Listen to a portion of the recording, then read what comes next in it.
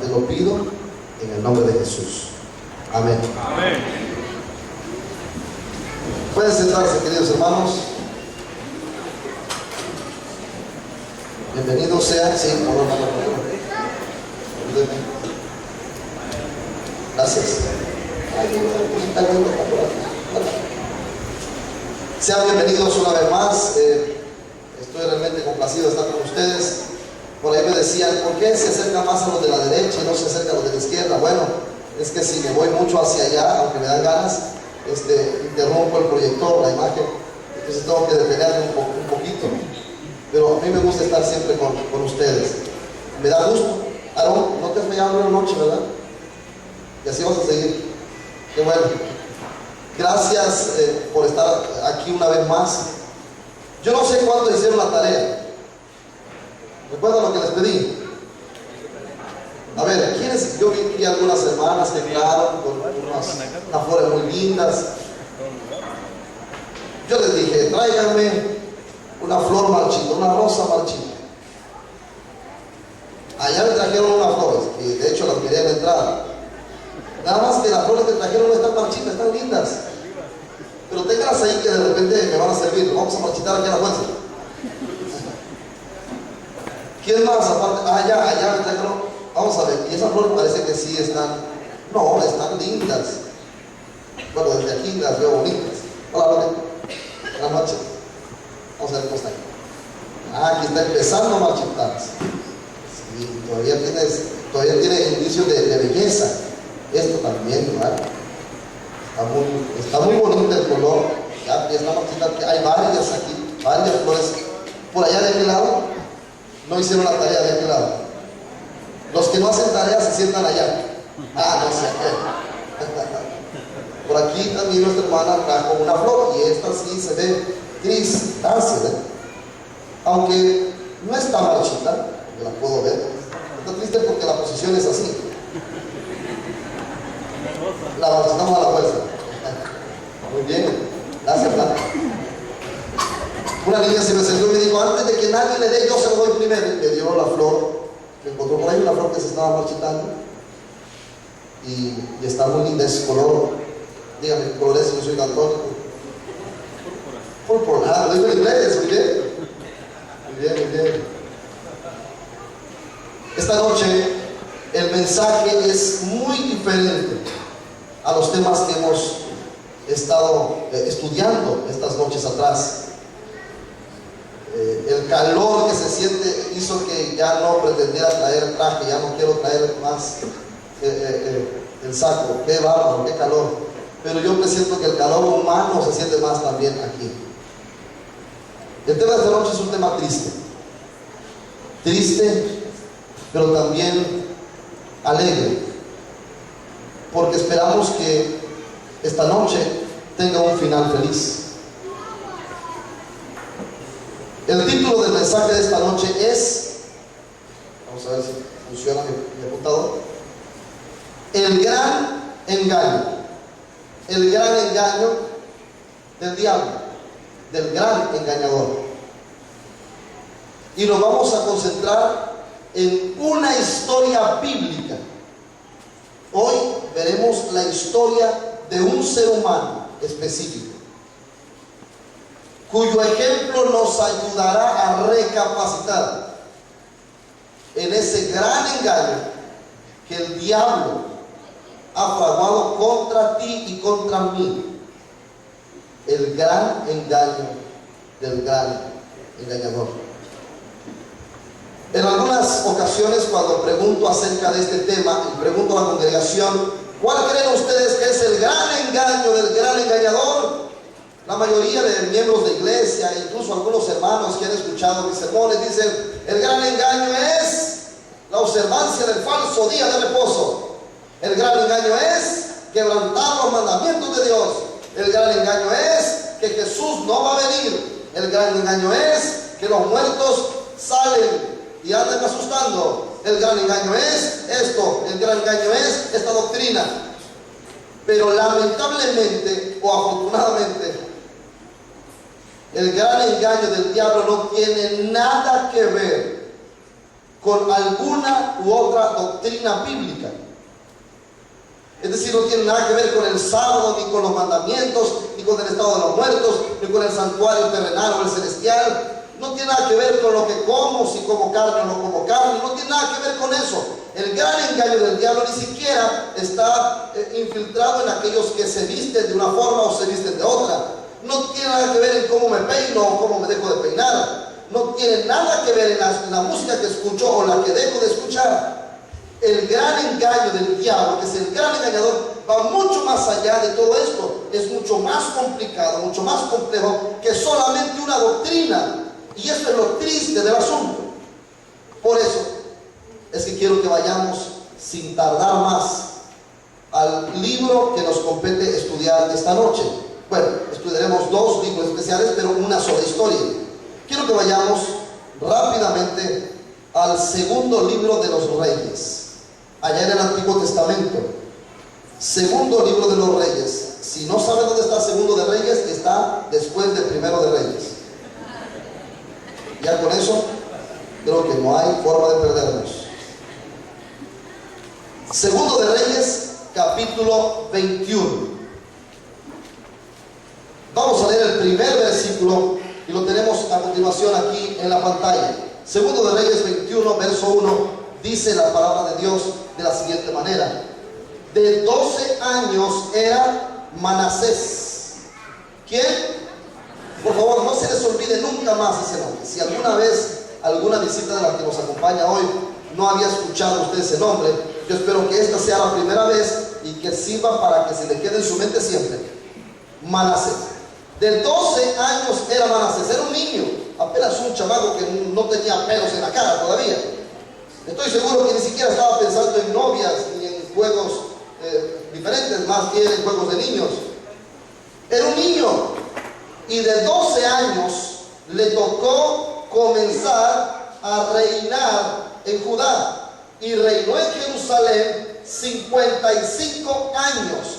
Ningún rey de Judá reinó tanto tiempo como Manasés. Ni siquiera David, ni siquiera Salomón, ningún otro rey mencionado en la Biblia reinó tantos años como Manasés. Manasés fue el rey que más años duró reinando, vivió reinando y reinó desde muy temprana edad. Era un niño de 12 años cuando comenzó a reinar. El nombre de su madre fue Epsiba. Y vean lo que usted espera escuchar de un niño de 12 años que llega a ser rey. Cuando usted escucha de un niño de 12 años que es rey, usted espera cosas buenas, espléndidas, cosas que te hacen soñar con un futuro mejor, con un mundo más limpio, más ordenado. Pero vean lo que la Biblia relata de este hermano, el hermano Manasés. Vean lo que dice el verso 2. E hizo, ¿qué cosa? Hizo lo malo ante los ojos de Jehová. No hizo lo malo ante la sociedad, no hizo lo malo ante la iglesia, no hizo lo malo ante el pueblo de Israel. Hizo lo malo ante los ojos de Jehová. Ahora pregunto, ¿hay algo oculto delante de Dios? ¿Nos podemos esconder de Dios? Él conoce todo lo que hacemos, tanto lo bueno como lo malo, lo sucio y lo limpio. Él conoce todo de nosotros. No podemos escondernos de Él. La Biblia dice que Manasés hizo lo malo ante los ojos de Jehová, según o igual o de acuerdo a las abominaciones de las naciones que Jehová había echado de delante de los hijos de Israel. Es decir, las naciones vecinas de Israel, los enemigos de Israel que practicaban pecados, que eran idólatras, que eran lascivos, que eran lujuriosos, etcétera, etcétera, etcétera, y que Dios había destruido y que había echado de delante de Israel, habían cometido pecados semejantes a los que Manasés, el ungido de Dios, el representante de Dios delante del pueblo, también cometió. Es decir, este hombre Manasés no llegó a comprender a cabalidad su responsabilidad. Se le subieron los humos.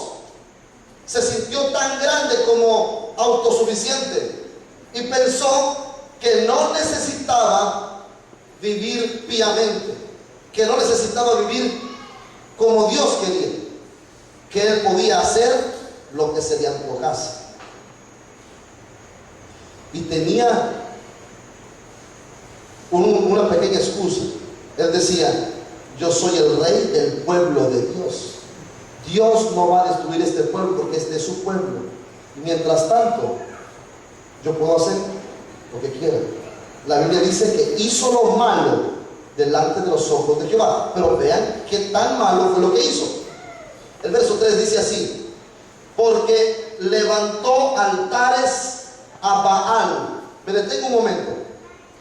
Baal, uno de los dioses paganos más reconocidos en la Biblia, en el Antiguo Testamento.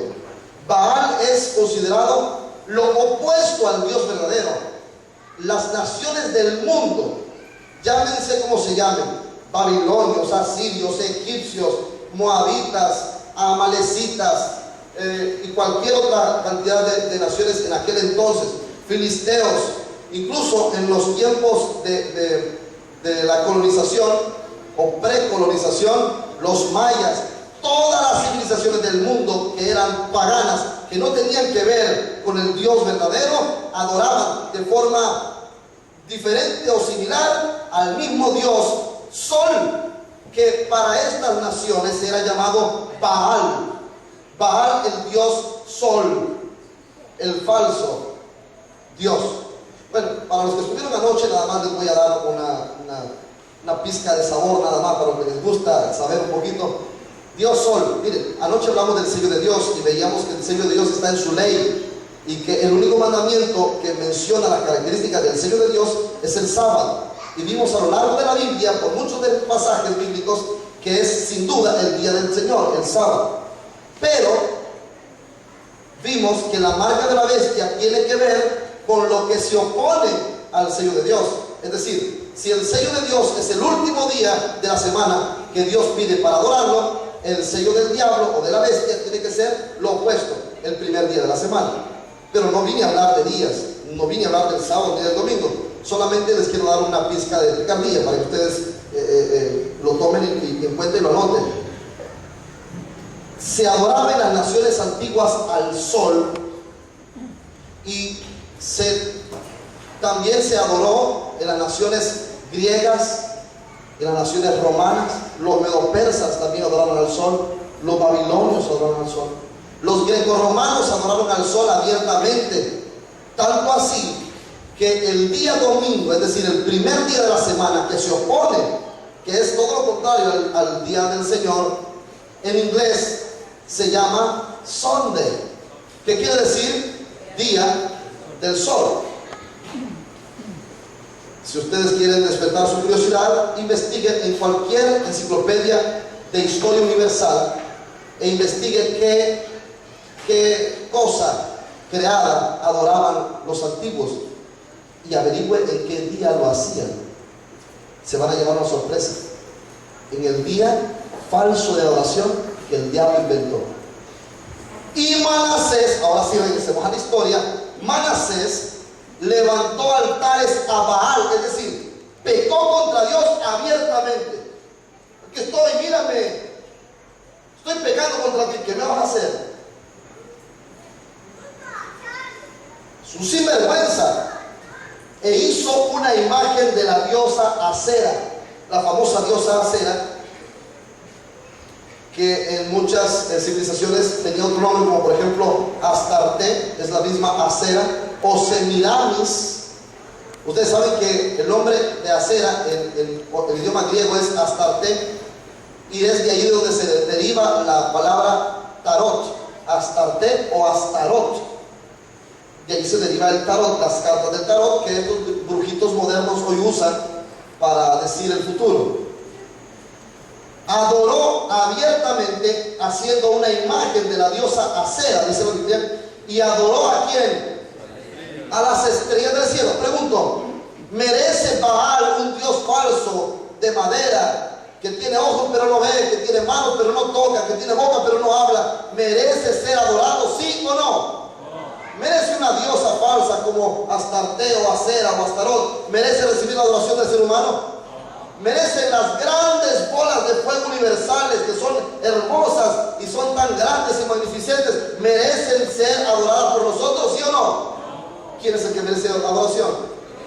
El Creador, Dios. Pero Manasés, que había sido colocado para representar a Dios delante del pueblo, era el líder máximo del pueblo, de la iglesia, era el líder que representaba a Dios delante del pueblo de Israel. Estaba adorando a todo esto que no podemos adorar, adorando a las estrellas de los cielos, y rindió culto a aquellas cosas. ¿Quieren que les diga algo? Muchos reyes en Judá se equivocaron, pero ninguno cayó tan bajo como Manasés. Ninguno metió las de andar, como dirían en Honduras, de una forma tan tremenda como lo hizo Manasés. Tanto así que vean lo que dice el verso 6 de ese mismo capítulo. Y pasó a su hijo por el fuego. No lo asesinó. Voy a explicar este asunto. De hecho, Deuteronomio 18, verso 10, el Señor prohíbe que se pasen a los hijos o a las hijas por el fuego, porque era una costumbre de las civilizaciones paganas, de las religiones paganas, especialmente la religión babilónica, que a los niños recién nacidos los pasaran por una hoguera. Y ustedes abran los ojos por lo que voy a contar. Pueden ir a cualquier libro de historia universal de religiones antiguas, a cualquier enciclopedia que se respete. Vaya, dese cuenta que las naciones antiguas, como la Babilonia, la religión babilónica, acostumbraba a pasar a los recién nacidos por una hoguera de fuego. En esa hoguera habían a la orilla algunos sacerdotes. Esos sacerdotes transportaban al bebé por el calor de las llamas. Esa hoguera era símbolo del beso, según ellos, del dios Sol. Al recibir el calor de esta hoguera, estaban, según ellos, recibiendo la bendición del dios Sol. Cuando pasaban al otro extremo de la hoguera, el sacerdote babilónico pagano tenía preparado, oigan, escuchen esto y díganme a qué le recuerda. Tenía preparado un guacalito, ¿sí dicen guacalito? Una pailita, un recipiente, una jícara, como ustedes le quieran llamar, un recipiente pequeño con agua hervida. Fíjense, esa agua había sido hervida en fuego, claro, pero ya estaba fría. Esa agua se llamaba agua bendecida, o como se le conoce ahora como agua bendita. No era más que agua hervida. Y le echaban el agua en la cabeza, comenzando desde la cabecita al niño, para que el niño no siguiera sintiendo el dolor del calor del fuego. Y por si le había quedado alguna llama en el pelo, le apagara el fuego. Y de esa forma el niño quedaba llorando a este lado, pero el sacerdote, después de echarle el agua bendecida, le ponía inmediatamente un nombre. Y generalmente el nombre que le ponía era el nombre de alguna estrella, porque ellos adoraban a los astros. Esa tradición se metió también en una iglesia que usted conoce. Dios dijo en Deuteronomio, lo estoy citando para los que notan, en Deuteronomio 18:10, que Él no quiere ni de broma que alguien haga eso. Eso era el bautismo de los niños recién nacidos, que hoy, irónicamente, se sigue practicando. Y hay quienes dan la vida porque sus hijos reciban ese bautismo. Resulta que Manasés, el ungido de Dios, el representante de Dios, el llamado a ser el líder máximo de la iglesia, pasó a su hijo por el fuego. ¿Y qué más hizo? Se dio a observar los tiempos futuros. Era medio Walter Mercado, se creía, Manasés. Y fue agorero. ¿Saben lo que significa la palabra agorero? Bueno, agorero viene de ágora, es decir, ágora son las constelaciones, las estrellas, las Pléyades, diría el libro de Amós. Son las estrellas, ¿ok? Agorero, el ágora. Lo que quiere decir que un agorero era el que estudiaba las constelaciones, las estrellas, específicamente las artes de la astrología. No es lo mismo la astrología que la astronomía. La astrología es una ciencia oculta, espiritista, que pretende recibir información espiritual de los astros. Esto es abominable para Dios. Lo dice la Biblia en ese texto que les acabo de citar de Deuteronomio. Lo puede leer hasta el verso 12 si quieren. El verso 12 dice que esto es abominable para con Dios. Ahora, Manasés, el hermanito Manasés, el reyesito Manasés, qué bonito, ¿verdad? Era agorero y nombró encantadores y adivinos, multiplicando así el hacer lo malo ante los ojos de Jehová. ¿Para qué? Lo hacía inocentemente. Nadie le había dicho que no lo hiciera. Lo hacía adrede. La Biblia dice que lo hacía para provocarlo a ira. Este sí tiene que ser un charlatán de primera. Alguien que se aprovecha del poder, de la facultad que le ha dado el pueblo y Dios mismo, para hacer lo que le plazca, incluso provocar, atreverse a provocar a ir a Dios. Mírame, aquí estoy rebelándome contra ti abiertamente. Yo he conocido gente como Manasés. ¿Cuántas veces tú, a sabiendas de lo que es correcto y de lo que es incorrecto, prefieres o decides hacer lo incorrecto, provocando así la ira de Dios? ¿Cuántas veces? ¿Saben qué es lo que muchas veces me dicen las personas a mí? Yo tengo miedo de bautizarme porque no quiero fallarle a Dios. ¿Cómo? Si al no bautizarte lo que estás haciendo es fallarle. Eso es lo que estás haciendo. Cuando no te bautizas, lo que estás haciendo es fallarle a Dios. Pero tú no te bautizas porque no quieres fallarle a Dios. ¿Cómo está eso? Lo que estás haciendo es provocarlo ahí. Lo que estás diciendo es: yo quiero seguir viviendo así. La gente hoy habla de Dios, cree en Dios, predica de Dios, le canta a Dios, pero no quiere compromiso con Dios. Lo mismo que hacía Manasés. Él se comprometía con sí mismo, se amaba a sí mismo. Era un vanidoso de primera. Y el hermano Manasés, con su actitud, estaba provocando la ira de Dios. Cuidado. Ahora, no solamente era idólatra, brujo, hechicero y todo lo demás. Vean qué más hacía el hermano Manasés. Verso 16.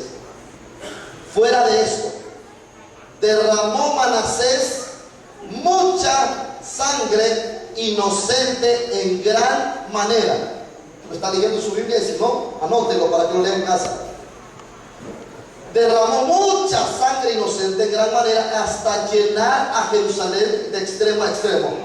Este es otro episodio de la vida de Manasés. Manasés era un asesino, un criminal. Y yo les voy a contar algo que no está en la Biblia, pero que está en los escritos de un gran historiador judío que se llamaba Josefo. Usted puede entrar a internet y buscar historiador judío Josefo, y ahí encontrará una gran cantidad de escritos, manuscritos de este gran historiador del primer siglo después de Cristo. Josefo escribió muchas cosas, muchos anales. En los anales de Josefo aparece un relato interesante de Manasés. Dice Josefo de Manasés, que una leyenda acerca de este rey impío que gobernaba el pueblo de Dios, que Manasés en una ocasión, ¿saben qué era lo que hacía Manasés para adorar a Baal y a la diosa Acera? ¿Saben cómo las naciones impías adoraban a esos dioses? Les voy a contar, aunque suene repugnante y aunque hay niños en nuestro medio, voy a contar por bendición de ustedes. Hermana Cecilia, ahí le vale, voy a contar. Para adorar a estos dioses y pedir los favores y bendiciones de estos dioses falsos, las naciones paganas, igual que Manasés, reunían a toda la nación, a toda la gente, y desnudándose practicaban orgías terribles. Y digo terribles en el sentido más amplio de la palabra, puesto que no solamente se acostaban con personas que no conocían, sino que también practicaban homosexualismo y lesbianismo y hasta zoofilia. Esta es la forma de despertar el interés, según ellos, de los dioses, y lo hacían como una especie de sacrificio vivo para que los dioses derramaran sus bendiciones sobre ellos. De esa forma horrenda hacían los antiguos paganos para adorar a esos dioses. Y resulta que Manasés adoraba a Baal y a Acera. Lo que quiere decir, lo que hace suponer que Manasés practicaba esta misma cosa y obligaba al pueblo judío, porque la Biblia dice que hizo pecar, obligó a Judá a pecar como él. Y todos los judíos estaban haciendo lo mismo que él les ordenaba que hicieran. Y en algún momento de la historia de esos 55 terribles años, los judíos ya no se sintieron obligados. Les dio placer practicar este acto pecaminoso delante de Dios. Eso es ordinario, eso es absurdo. O sea que lo que yo estoy predicando esta noche es tan fuerte y tan dramático que da asco. Yo sé que a usted le da náuseas, pero la Biblia no solamente dice eso. Dice que cometió pecados horrendos en gran manera, tanto que derramó mucha sangre inocente hasta llenar a Jerusalén de extremo a extremo. Y aquí les voy a contar lo que dice Josefo. Josefo dice que en una ocasión Manasés, en esa reunión masiva que tenía con toda la gente para adorar a sus dioses, a un par de madres que estaban amamantando a sus bebés, fue él personalmente y arrebató a los bebés recién nacidos del pecho de sus madres y los tomó a uno en una mano y al otro en otra mano de los pies, y caminó por la avenida central hasta llegar al muro de Jerusalén. Y allí frente al muro, relata Josefo, agarrando a los dos niños al mismo tiempo, los estrelló en el muro de Jerusalén y regresó con una sonrisa, caminando, derramando la sangre de ellos por todo el pasillo central, mientras las madres no tenían derecho ni siquiera de gemir. De lo contrario serían sacrificadas. O sea, lo que estoy contando de Manasés, aunque pudiera ser una fábula de parte de Josefo, puesto que no está en la Biblia y no lo podemos tomar como cierto, realmente es una gran posibilidad, puesto que la Biblia dice que él derramó mucha sangre inocente, llenando a Jerusalén de extremo a extremo. Si ustedes tuvieran que hablarme de un ser sádico, de un hombre ordinario, de un hombre malvado, perverso, de un hombre que merece la muerte, tendría que mencionarme Manasés. No, ¿cuál Saddam Hussein? ¿Cuál? ¿Cómo se llama este otro que mataron hace poco? El de las Torres Gemelas. Osama. No, Osama Bin Laden, no. ¿Cuál? Hitler, pobrecito, le llegan a los tobillos. Manasés, ese sí era un hombre terrible, tan terrible que inclusive habiendo sido puesto por Dios allí, hizo lo malo entre los hombres. Malos. ¿Quieres un hombre malo? Un hombre malo de verdad, Manasés. Perverso, ¿quieres un perverso? Manasés. Además de su pecado con que hizo pecar a Judá, para que hiciera lo malo ante los ojos de Jehová. El título de mi tema de esta noche es El gran engaño del gran engañador. Y es que la gran mentira, el gran engaño, ¿saben que la Biblia le llama al diablo el padre de mentira? Experto en engaño. Y el gran engaño del diablo no tiene nada que ver con qué día guardar o qué día no guardar. Aunque es parte de su mentira, no es ese el gran engaño del diablo. El gran engaño del diablo no es la inmortalidad del alma. Aunque es parte de su mentira, no es el gran engaño, no es la gran mentira. El gran engaño del gran engañador que es Satanás va mucho más allá que solo eso. El gran engaño del diablo es hacerle creer al hombre que no necesita de Dios. ¿Cómo Manasés? El gran engaño del diablo es hacerle creer al ser humano que puede vivir sin Dios y ser feliz. Eso es absurdo. ¿Me está escuchando? Eso es inaudito delante de los oídos de Dios. Eso es imposible. No se puede, te lo repito, Mayra, no se puede. Nadie puede ser plenamente, verdaderamente feliz lejos de Dios.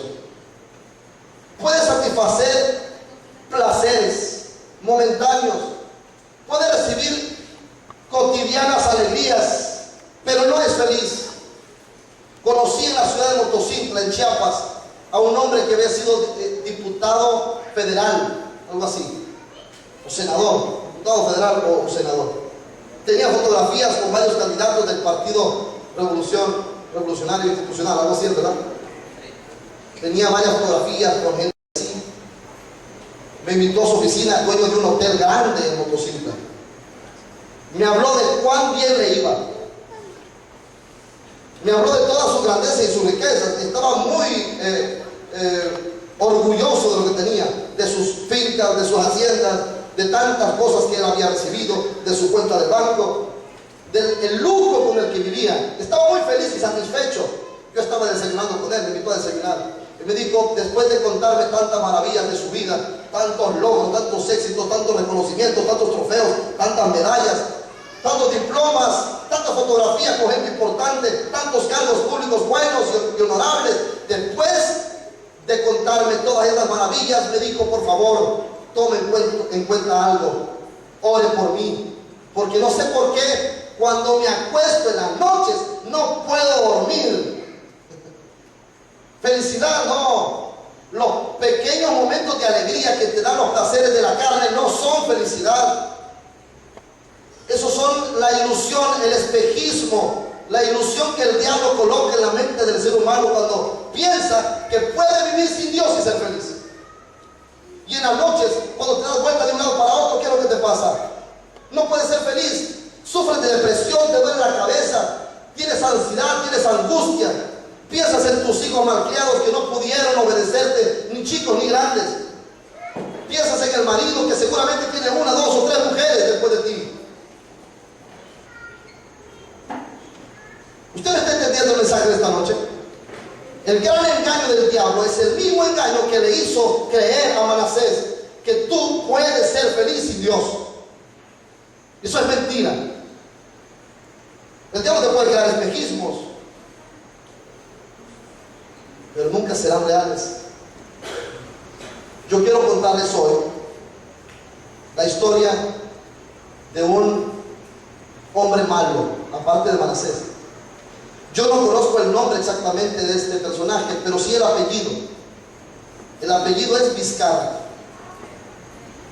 Hace más o menos 30 años, allá por 1982, en el país sudamericano de Perú. Perú es un país muy grande, tal vez no tan grande como México, pero le anda cerca. Y en Perú, en esa época nunca se había escuchado una historia tan cruel, sádica y terrible como la que se escuchó de parte de Vizcarra. Un día Vizcarra, como a eso de las 8 de la mañana, cuando la familia se preparaba para salir, unos a la escuela, otros a su trabajo. Eran dos niñas, una de 13 años, otra de 15, papá y mamá. Entró a la casa con armas, bien armado. Nunca antes habían visto a ese hombre. Sus ojos eran como de fuego. Su boca parecía que despedía furia, enojo, rabia. Entró y amarró a todos. Y delante de papá y mamá violó varias veces a las niñas. Luego, delante de papá y mamá, después de haberlas violado, las comenzó a matar por pedazos, hasta que desangraron y murieron. Papá y mamá estaban amarrados, llorando, gritando, alaridos de dolor. Luego hizo lo mismo con la señora. Después de violarla muchas veces delante de su marido, terminó quitándole la vida de un palazo. Y después mató a este hombre, al papá. Los gritos, la bulla, el escándalo, hizo que los vecinos que no estaban tan cerca, pero que pasaban por allí, escucharan que algo raro estaba pasando y llamaron a la policía. Cuando este hombre salió de la casa, ya no tenía esperanza. La policía estaba allí y lo atraparon. Y cuando la policía entró y vio aquello, las imágenes de la prensa fueron censuradas para no transmitirlas por televisión. era escandaloso. La casa se bañó de sangre. Y aquel hombre, en lugar de sentir dolor, parecía que estaba más enfurecido. Costó que los policías lo agarraran, lo atraparon, lo tenían amarrado y él seguía luchando por escaparse, por zafarse. Tuvieron que venir muchos policías fuertes a agarrarlo y llevarlo a la cárcel. Todos los que supieron esto y los que vieron empezaron a gritar: ¡maten a ese desgraciado! Pronto la noticia circuló en todo el Perú y en toda Latinoamérica. Vizcarra, el violador del Perú, el asesino, el homicida cruel del Perú. Las pancartas no se hicieron tardar. Fueron a las calles, no a pedir lo que piden los maestros, ¿verdad? Sino fueron a pedir: ¡muerte! ¡Muerte! ¡Que muera Vizcarra! ¡Que muera Vizcarra! Y gritaban en las avenidas. Si hubiera sido en México, hubieran llenado el Zócalo. Gritaban: ¡que muera Vizcarra! Y lo que pedían era justo. La gente estaba en lo correcto. ¿Cómo es posible que un hombre tan cruel, un hombre tan despiadado, un hombre tan malvado pudiera estar vivo? En Perú existía la pena de muerte. Pero este hombre estaba enloquecido en la cárcel. Gritaba, lloraba, no dormía, se golpeaba en las rejas, en las paredes. Estaba endemoniado, era un demonio andando. Dice la historia que un pastor relató que tuvieron que quitar a Vizcarra de donde estaban los demás presos, porque los presos le tenían pavor, le tenían pánico, no podían estar cerca de él, ni siquiera aunque estuvieran en una reja, en una celda aparte. Tuvieron que aislarlo. Lo llevaron a juicio, y en el juicio el juez decretó muerte a Vizcarra, muerte por fusilamiento. 1982, Vizcarra iba a ser asesinado, le iban a quitar la vida en pago de este horrendo crimen. Solamente así cesaron las pancartas, solamente así cesaron las protestas, y el pueblo aplaudió la decisión de este juez. Se dictaminó una fecha que dilataba más o menos un año después, un año y minutos después de aquel juicio. Dentro de un año iban a matar a Vizcarra.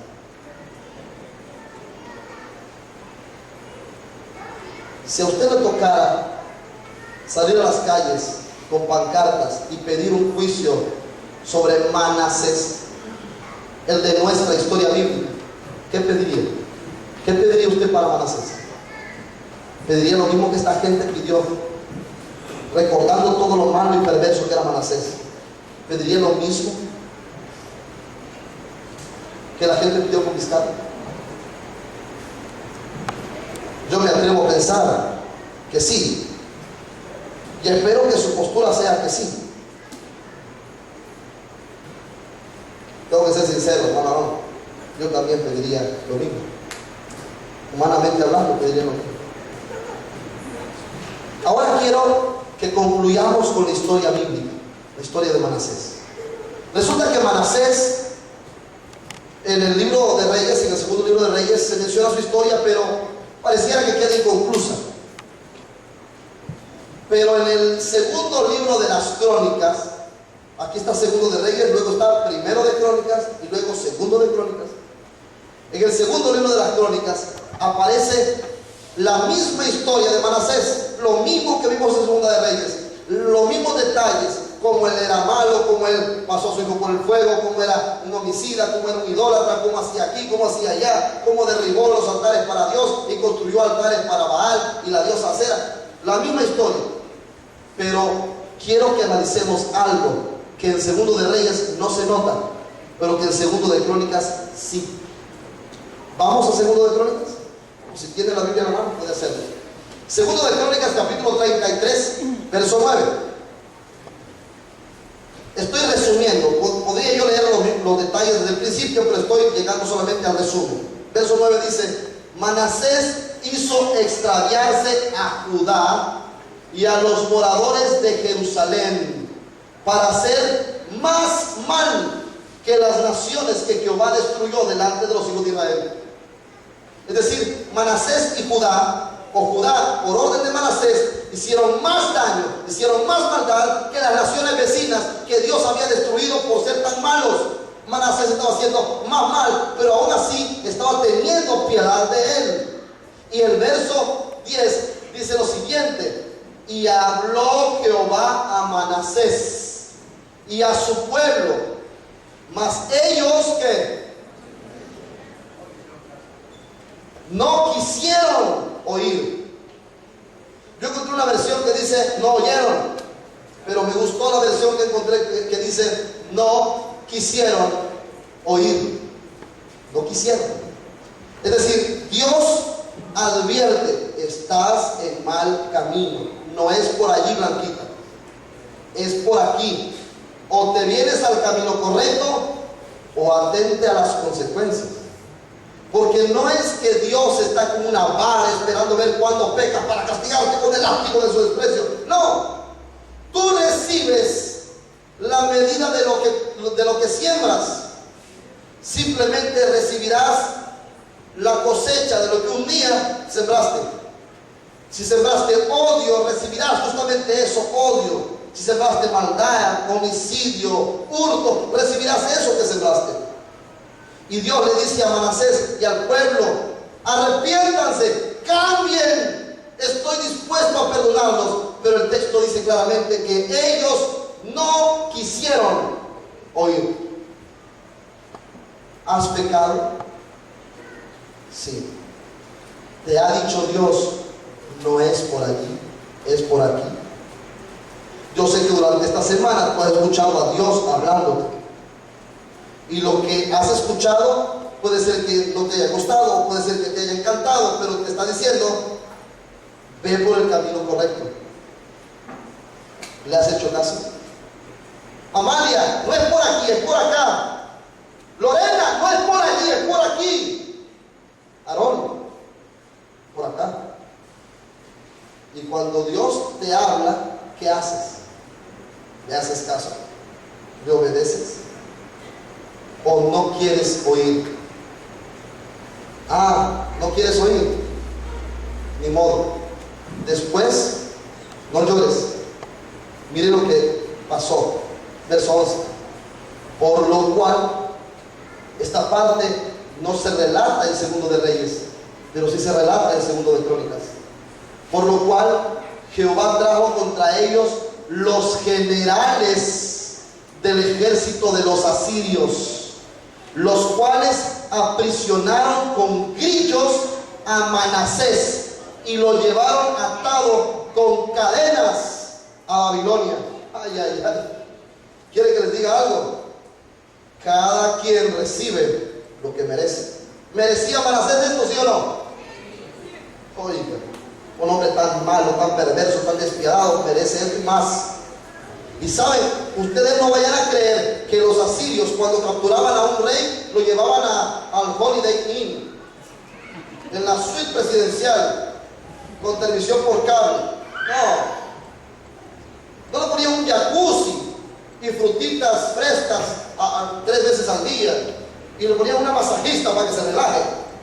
Lo tenían ahí atado con cadenas. Ustedes saben cómo eran las cárceles de los asirios. Eran de 1 metro cuadrado. Así que lo único que conseguía el que estaba dentro de ese hueco, de ese hoyo, de ese agujero, era acurrucarse. Las cárceles de los asirios, especialmente para los reyes enemigos, como era el caso de Manasés, era meterlos allí en la oscuridad, donde no había ni siquiera un ápice de luz, ni siquiera una rendija para que se colara una luz. Vivían en la oscuridad y los torturaban. Imagínense a Manasés siendo torturado por los asirios. No lo dejaban dormir.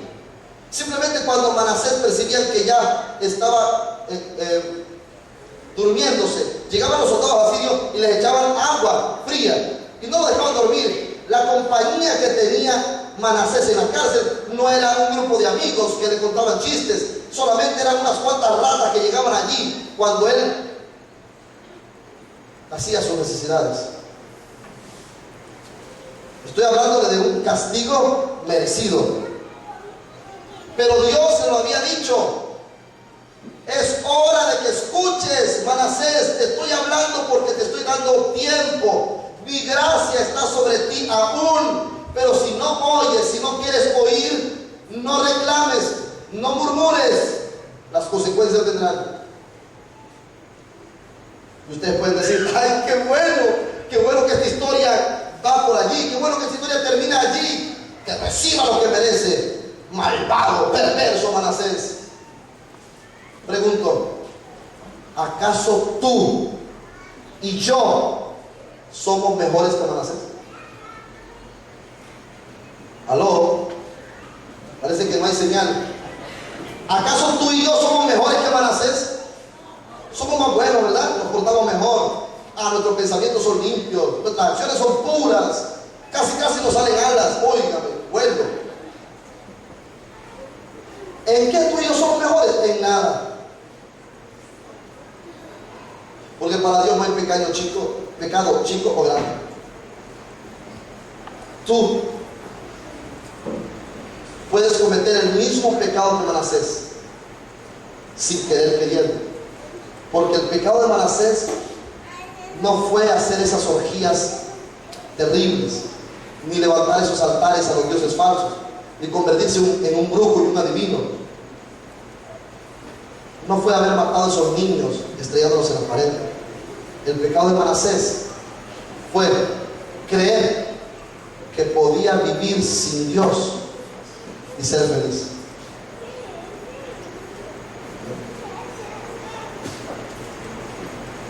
¿Aló? El número que usted marcó está ocupado. El gran engaño del gran engañador es hacerle creer al hombre que puede vivir sin Dios y no pasa nada. Voy a la campaña, pero yo cada vez que me invitan a la campaña, yo voy. ¿Y a ti qué? ¿Y a Dios qué? Porque vas a las campañas. Si tu vida sigue igual, si sigues siendo el mismo Manasés de siempre. Yo voy a la iglesia, yo soy miembro de iglesia. Yo, mire, estudio mi lección, doy mi diezmo, guardo el sábado. Pero sigue siendo el mismo perverso Manasés de siempre. Un día llegarán las consecuencias a tu vida y entonces, ¿qué dirás? Porque a mí, Señor, Dios no existe. Porque mire cómo me pasa esto a mí. Cuando estás en el oprobio, cuando estás en el dolor, yo no dudo que Manasés está viviendo una angustia terrible que no se le desea a ningún ser humano. Manasés no le deseaba eso ni a su peor enemigo. Y allí, en medio de esta tortura, en medio de este dolor, de este encarcelamiento que merecía Manasés, ¿sabe qué hizo? ¿Qué haría usted? ¿Qué haría usted si está en la situación de Manasés? Piense, soy Manasés. Vamos, Karen, ¿qué harías tú? Piensa. Miren lo que hizo Manasés. Versículo 12. Mas luego que fue puesto en angustia, ¿qué hizo? Qué cínico, ¿verdad? ¿Cómo se le ocurre venir a hablarle a Dios? Está loco. ¿Tú crees que Dios te va a oír? Oró a Jehová su Dios. Ahora resulta que sí es su Dios. Oró a Jehová su Dios. Ya no se acordó de Baal ni de Acera, porque él lo hacía para provocar a ir a Dios. Mira que estoy pecando, ven qué vamos a hacer.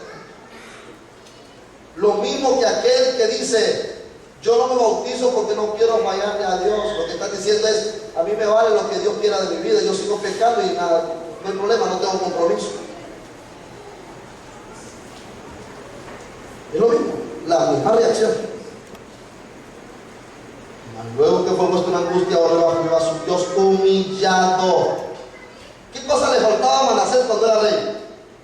Humildad.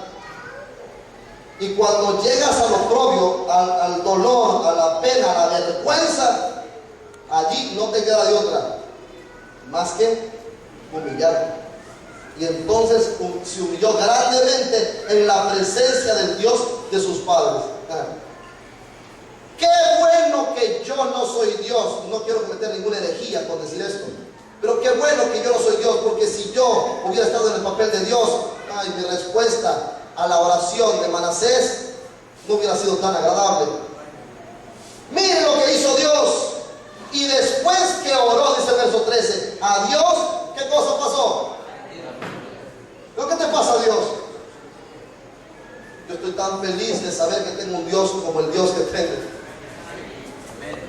Un Dios que no importa todo lo que hayas hecho, no importa que hayas pecado como has pecado, no importa que hayas fallado como has fallado, no importa que hayas traicionado como has traicionado, no importa que hayas cometido las cochinadas que has cometido. Él, cuando tú te humillas y le buscas en oración, te atiende.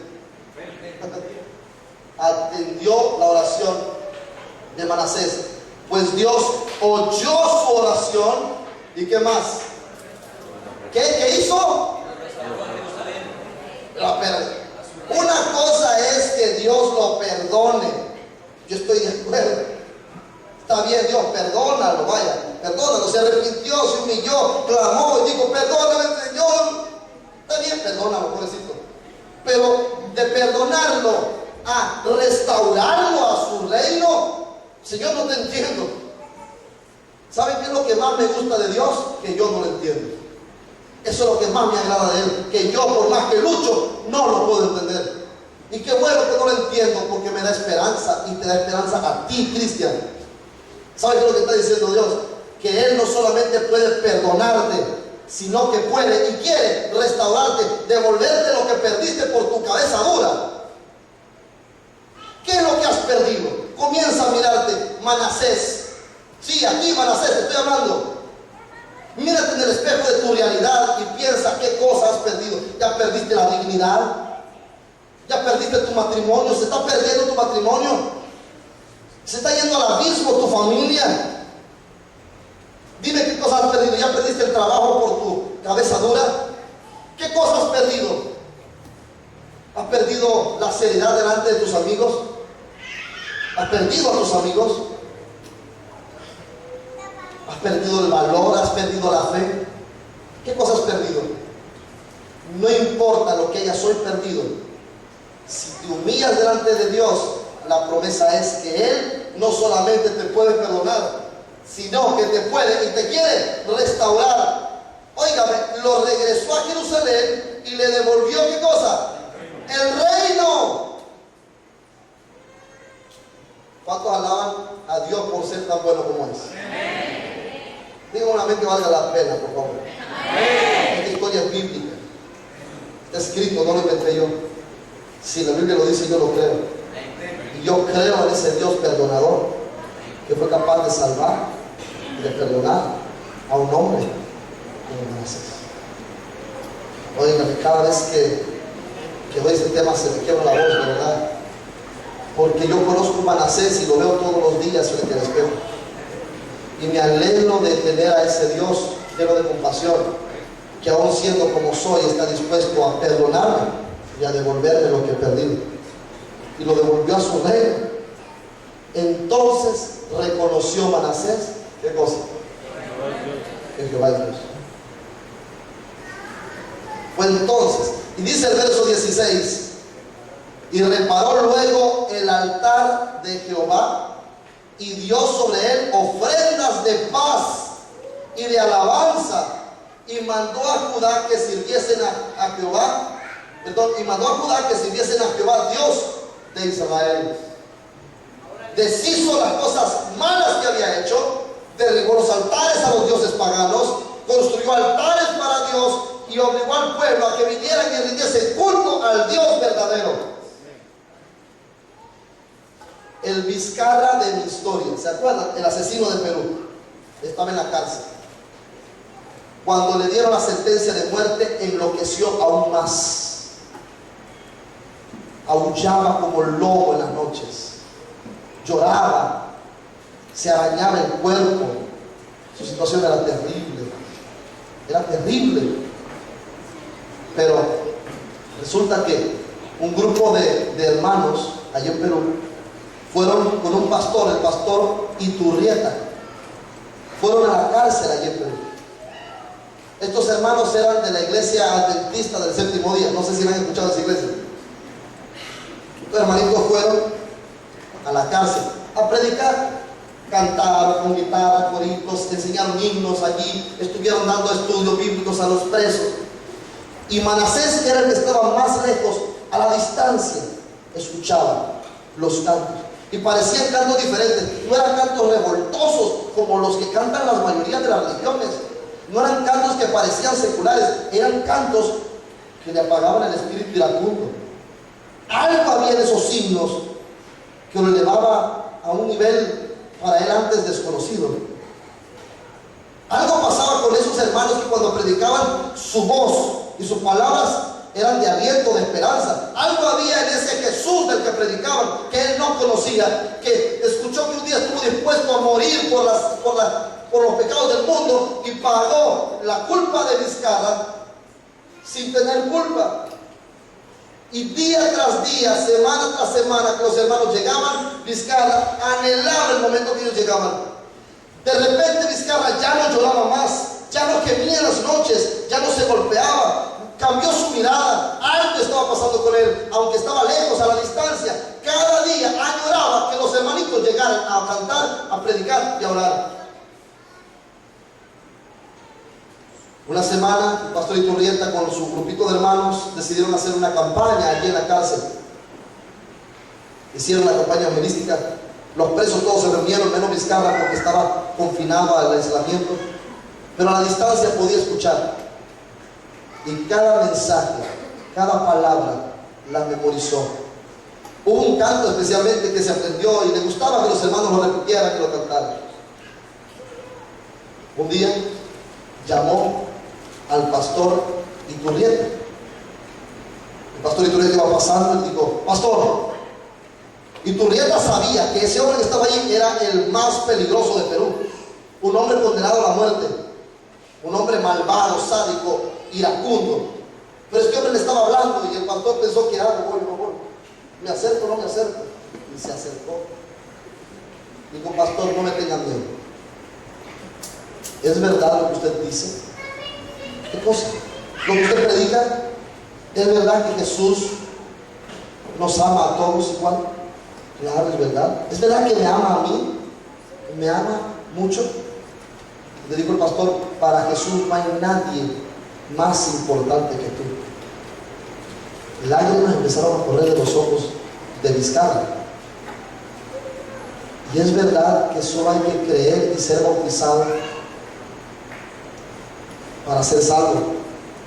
Y el pastor Iturrieta se le hizo un nudo en la garganta y le dijo: sí, es verdad. ¿Y usted quisiera bautizarme? ¿Escucharon lo que dije, verdad? ¿Y usted quisiera bautizarme? Y el pastor Iturrieta dijo: claro que sí, te bautizo, ¿cómo no? Así que pidió a los encargados de la cárcel que le hicieran una pila provisional allí, un tanque provisional. Y un día, un sábado en la mañana, junto con otros presos que también decidieron aceptar a Jesús, Vizcarra, el asesino despiadado, el cruel violador, el sádico asesino de Perú, murió a la vieja vida y resucitó a una nueva vida en Cristo Jesús. Fue bautizado en el nombre del Padre, del Hijo y del Espíritu Santo. El pastor Iturrieta lo bautizó y se unió no solamente a la iglesia, sino al grupo de los que han de ser llamados salvos. Pero la sentencia seguía en pie. El bautizante no te eximía del castigo o de la consecuencia del pecado. Aquel hombre cambió, comenzaba a orar, comenzó a leer la Biblia, comenzó a ser diferente. Sus palabras cambiaron, sus gestos cambiaron. Era otro. Los que lo vieron ese día que salió de aquella casa no hubieran podido creer nunca que se trataba del mismo hombre al verlo. Era un hombre completamente diferente. Pero llegó el día que tenía que ser fusilado. Él pidió 3 favores. 1, deje que el pastor Iturrieta esté ahí conmigo el día de mi muerte. Yo quiero que él esté allí. 2, no me pongan una venda en los ojos. Yo quiero ver el momento de mi muerte. Porque he aprendido que para mí el vivir es Cristo y el morir es una ganancia. Y número 3, déjenme cantar un himno que aprendí de los hermanos. Ese himno que me hace recordar que cada día que pasa puedo estar más cerca de Jesús. Y el pastor Iturrieta cuenta, ponga la pista, hermano. La hermana va a cantar, los hermanos van a cantar. La hermana y el hermano lo va a apoyar. El mismo canto que Vizcarra cantase ese día. Las 2 primeras estrofas de ese canto, que se llama Cerca, más cerca.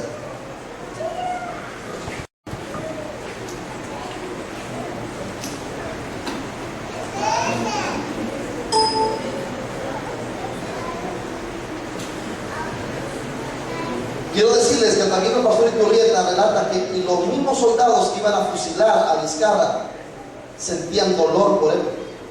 Y el pastor Iturrieta cuenta que vio cómo soltaban lágrimas de los ojos de aquellos soldados que estaban listos para matar a ese hombre al escucharlo cantar. Él mismo no podía contener las lágrimas. A ver si encontramos ese 451. Yo espero que si usted tiene himnario adventista y himnario nuevo pueda buscar el 451.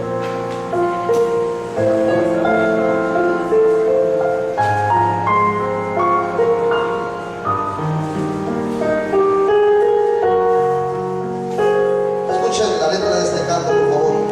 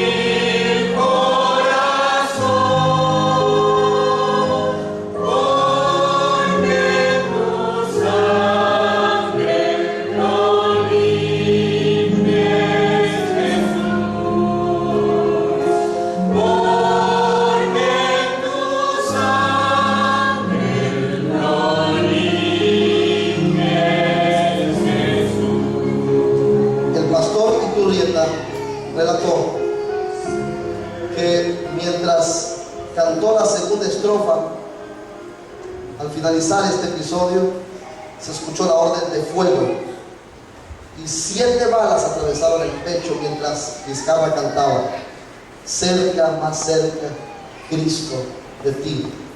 Y cayó. Murió cantando y alabando a ese Dios que fue capaz de perdonarlo, que fue capaz de librarlo del peso de la culpa, de las noches sin dormir, de la ansiedad, de la ausencia de paz, del estrés y la depresión. Así como lo hiciera con Manasés. Ponga la diapositiva, hermano. El del relato bíblico lo hizo ahora con Vizcarra, un hombre transformado, que canta cerca, más cerca Cristo de ti, justamente instantes antes de morir. Por eso aquellos soldados no podían contener el llanto, y por eso el pastor Vizcarra también lloró esa mañana del fusilamiento. Pero seguro estoy que Vizcarra podrá tomarse de la mano junto con Manasés y junto con la tuya y con la mía, si así lo quieres, cuando Cristo venga en gloria, y volar por la eternidad con Jesús. El gran engaño del gran engañador es hacerle creer al hombre que todo lo que quiere es gracias a él, que no necesito de Dios, que soy autosuficiente y que si Dios me habla puedo cerrar mis oídos para no oír su voz y que no sufriré las consecuencias, que Dios no se interesa en mí y que vivir lejos de Dios es tener libertad. Ese es el engaño más cruel y terrible de Satanás, del diablo. Hacerle creer al hombre que puede vivir sin Dios y ser feliz. ¿Se puede? No se puede. Tú te miras a ti mismo y te ves tan cochino, te ves tan sucio y pecador que dices, conmigo no podrá. Pregunté hace un rato, ¿eres mejor que Manasés? Y sonrieron. Ahora pregunto, ¿eres acaso tú más pecador que Manasés como para no recibir el perdón de Dios? ¿Eres acaso tú más pecador que Vizcarra como para no tener hoy una oportunidad más? Si algo al lado de mi Dios es que Él es el Dios de las segundas oportunidades. El hermano, el amigo, el vecino, el patrón, el hijo, la novia, la esposa, el esposo, tal vez no tener una segunda oportunidad, pero mi Dios, Él te puede dar una segunda oportunidad y dártela hoy. No solamente quiere perdonarte, quiere devolverte lo que has perdido. Perdiste tu hogar, perdiste tu matrimonio, Él te lo puede devolver. Algo que tú piensas que es imposible, Él te lo puede dar. Perdiste tus hijos, perdiste la seriedad, la dignidad, Él te puede dar lo que hoy día has perdido. Porque estás vivo. Y mientras hay vida, hay esperanza. Después de morir, no quedan más esperanzas. Satanás está al acecho, eso me queda claro. Porque tu vida sin Jesús es igual a esa dinamita, a punto de estallar. Tú, sin Jesús, eres eso, una dinamita encendida. El diablo estará al acecho, queriendo destruirte. Pero te tengo una gran noticia, una buena noticia. Tú le puedes decir hoy a Jesús, ven a mi vida, yo te necesito. Porque Él lleva el timón. Él es el capitán de tu vida. Él tiene el control. Deja que Jesús tome el control de tu vida para que puedas ser realmente feliz. Tú no necesitas religión. Tú no necesitas ningún tipo de cosas materiales. Tú necesitas a Jesús. Podrías decirle, Jesús, ven, que te necesito. Póngalo. Yo quiero preguntar, ¿eres tú más pecador que Manasés para no poder recibir perdón? ¿Eres más pecador que Vizcarra? ¿Crees que Jesús es el mismo de ayer, hoy y por los siglos? ¿Crees que Él tiene el mismo amor infinito para salvar tu vida, perdonarte y devolverte lo que has perdido? ¿Lo crees, sí o no? La Biblia dice que este Dios existe, que es real, y yo lo creo. Podrías decirle, Señor, mira mi necesidad, ven a mí que te necesito. Podrías ponerte de pie. Hazlo ahora. Vamos, quiero que todos se pongan de pie, por favor. Pónganse de pie todos. No quiero ninguno sentado. Solo a Maya, la que me la sentada, y a los que estén cargando algún bebé. Ahora, están de pie. Yo quiero pedirle un favor. Perdónenme, hermanos queridos, miembros de iglesia. Solo miembros de iglesia. Esta palabra es para ustedes nada más. A todos los que son bautizados de esta iglesia o de cualquier otra iglesia adventista que hayan venido, miembros de iglesia, por favor, siéntense. Solo los miembros de iglesia. Quiero que por favor la cámara grabe la cantidad de visitas que esta noche están aquí, de pie. Yo pregunto, ¿qué es ¿Crees que Jesús tiene poder para perdonarte a ti que estás de pie? ¿Crees que Jesús tiene poder para perdonarte, para salvarte y para devolverte los perdidos? Dime tú que estás de pie, con un cafete en el pecho, ¿crees eso de parte de Dios? ¿Sí o no? Dime amén. ¿Crees que Jesús puede perdonarte? Entonces camina. Yo no te estoy diciendo que aceptes una doctrina, ni que aceptes el mandamiento, ni que aceptes el sábado, ni que aceptes esto, ni que aceptes lo otro. Ni siquiera te estoy diciendo que vengas y te bautices. Solamente estoy diciendo que si crees que Dios puede perdonarte y quiere hacerlo, entonces que camines, que tengas el valor de no darle la espalda al Señor y venir aquí. Porque esta puede ser tu última oportunidad, la oportunidad de Manasés, la oportunidad de Vizcarra. Hoy, porque mañana no existe. Dime cuánto te costó el mañana. Tú no tienes el mañana no existe mañana. El mañana no es tuyo. Solamente tienes el hoy. Hoy, decía el hermano ahora. Y es que lo único que tú tienes, ni siquiera el hoy te pertenece. El hoy es un regalo, es un préstamo que Jesús te dio. ¿Te gustaría aprovechar ese hoy? ¿Cuántos en el camino han fracasado? Entonces yo tengo una invitación en el nombre de Jesús. Dile al Señor, ven, te necesito. Corre, ahora, 30 segundos, ven aquí, adelante. Quiero que venga, camine. Si están adelante, camine un poquito más adelante. Y quiero que tenga espacio. Tráigame esa rosa, por favor, hermano. La rosa, Gracias, hermanos. Una rosa marchita. ¿Quieres verla resurgir? ¿Quieres verla revivir? ¿Quieres verla con toda su belleza y su esplendor? Por ahí los hermanos me trajeron rosas marchitas.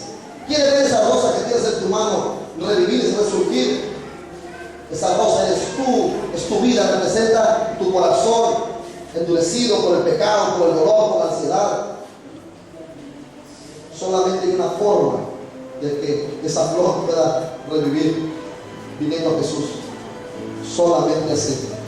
Y esa flor que hoy está muriendo, está moribunda del pecado, puede tener vida y una esperanza de vida por la gracia de Cristo.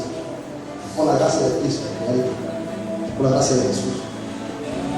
Ahora la congregación que está ahí quisiera ponerse de pie otra vez. Ya les gustó, ¿verdad? Estar sentados.